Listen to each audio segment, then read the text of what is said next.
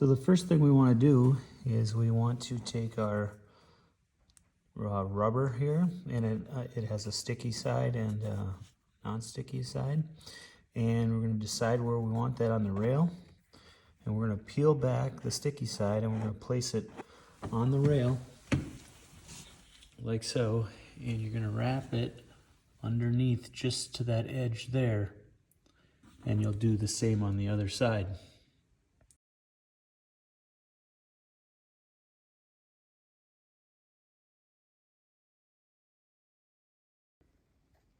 So the next thing I want to do is I want to put them around the edge of the rail, making sure I'm in the center of my rubber.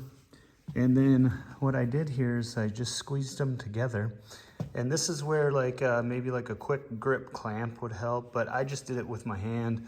But what you want to do is line up your two holes, insert the provided screw, and screw it into the inside bracket or the other bracket. Just get them started. Be very careful that you just don't cross thread them. Once you get it started, you're going to tighten a few turns on this side, a few turns on the other side, and rotate them back and forth until the gap is completely closed. Just be careful not to over tighten, and then you'll end up with the Air Connect installed.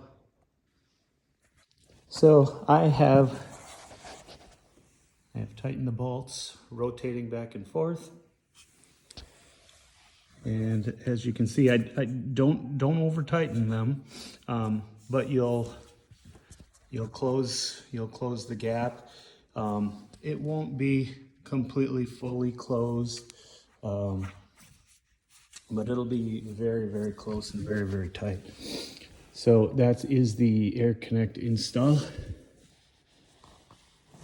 As you can see it on both sides.